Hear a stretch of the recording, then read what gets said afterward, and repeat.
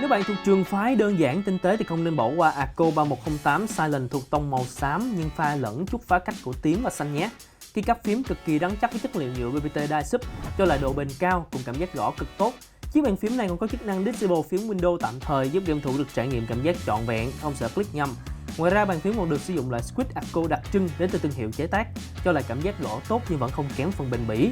Sản phẩm đang được trưng bày sẵn tại showroom JBL. Nếu có quan tâm đừng quên ghé đến trải nghiệm nha. Xin chào và hẹn gặp lại.